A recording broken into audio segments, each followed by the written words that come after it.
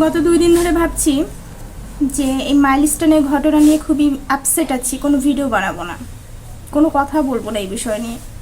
কিন্তু সর্বশেষ নিজেকে আর কন্ট্রোল করতে পারলাম না। এই যে ছোট ছোট বাচ্চাগুলো মারা গেছে, এটা আসলে ধরে রাখা যাচ্ছে না। হ্যাঁ, নিজেকে কন্ট্রোলই করা যাচ্ছে না। মাইলস্টোনের সেই শিশুগুলো প্রত্যেকটা বাড়িতে কারো না কারো আছে, কারো ভাই বোন কিংবা নিজের সন্তান।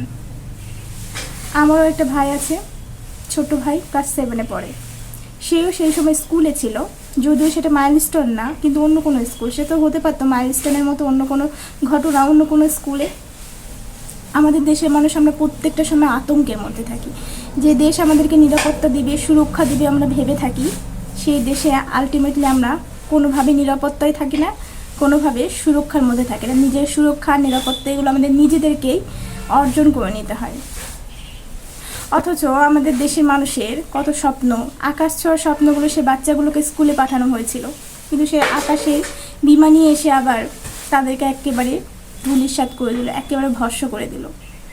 আমি সবচাইতে কষ্ট পেয়েছি এই ভিডিওটা দেখে। ছোট্ট একটা বাচ্চা দৌড়ে আসছে, তার শরীর পুরোটা জ্বলছে আগুনে, হাজার হাজার মানুষ এখানে ভিড় করে ভিডিও করছে, কিন্তু বাচ্চাটাকে একটু কেউ সাহায্য করার জন্য এগিয়ে আসলো না।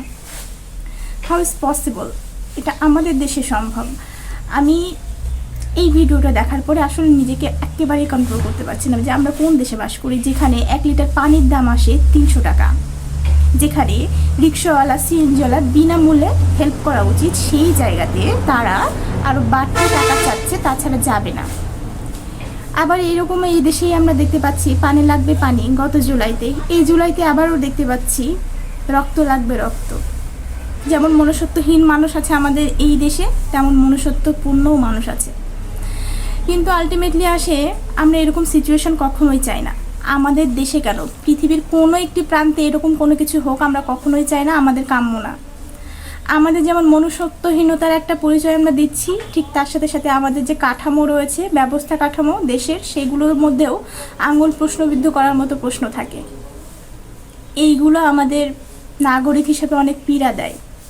একটা ভিডিওতে দেখলাম বাচ্চাকে হারিয়ে তার বাবা বলছে আমরা এই দেশে আর থাকবো না, আমরা এই দেশে থাকতে চাই না। একটু ভেবে দেখুন, এই গোটা একটা জেনারেশন তৈরি হচ্ছে নিজে থেকে জন্ম নেওয়ার পর থেকে দেখে যে এই দেশে থাকা যাবে না, এই দেশ আমাদের জন্য নিরাপদ না। এটা কতটা লজ্জাজনক, কতটা ন্যাক্কারজনক। আমরা মনুষ্যত্বহীন মানুষ হয়ে গেছি, আমাদের মনুষ্যত্বটা খুব বেশি প্রয়োজন। তার সাথে সাথে আমাদের সুরক্ষার বিষয়টা আসলে আমাদের প্রত্যেকটা দলের ভাবা উচিত। যদিও রাজনৈতিক ব্যাপারগুলো থাকতে পারে, না থাকতে পারে, সেটা নিয়ে কোনো কথা বলতে চাই না। আমি শুধু বলতে চাই আমরা মানুষ, আমাদের মনুষ্যত্বটা বেশি প্রয়োজন।